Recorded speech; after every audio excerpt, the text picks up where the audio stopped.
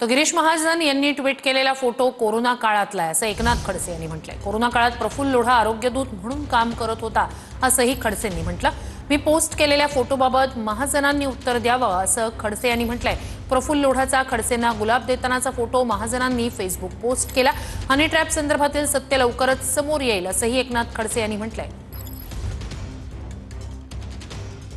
भाऊ काय सांगाल, हनी ट्रॅपचा विषय राज्यभर गाजतोय। गिरीश महाजन म्हणतायत की तुम्ही हवेत गोळीबार करतायत, ह्या सर्व फालतू विषय आहेत, माझ्यावर मला बदनाम करण्याचा प्रयत्न या ठिकाणी केला जातोय आणि तुम्ही ज्या चुका करतायत वारंवार दिल्ली दरबारी जाऊन लोटांगण घालतायत, माफी मागतायत असं त्यांनी म्हटलेलं आहे। भाऊ तुम्ही काय या संदर्भात सांगाल? आज गिरीश महाजनांनी त्यांच्या पेजवर एक फोटो प्रकाशित केला जो प्रफुल्ल लोढाच्या बाबत तो फुल देतानाचा आहे। हा फोटो कोरोना कालखंडामधला आहे। त्या कालखंडामध्ये हा प्रफुल्ल लोढा आरोग्यदूत म्हणून काम करत होता।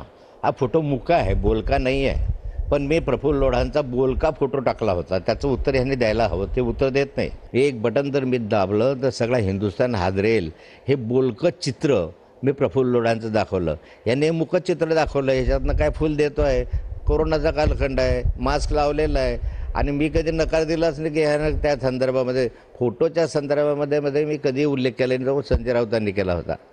फोटोच्या संदर्भात माझं म्हणणंच नाही, मी याचे असंख्य फोटो दाखवू शकतो आणि मी विचारू शकतो की ह्या गुलाबी गप्पा कुणासोबत आहे, परंतु त्या जात नाही। योग्य वेळी मी तर देईन ना, तुम्हालाच देईल। तुम्हाला दाखवायची हिंमत असेल तर तुम्ही तो फोटो दाखवा, मी दाखवेल तुमच्याकडे ते फोटो, पण या संदर्भामध्ये माझं कुठलीही तक्रार नाही आहे।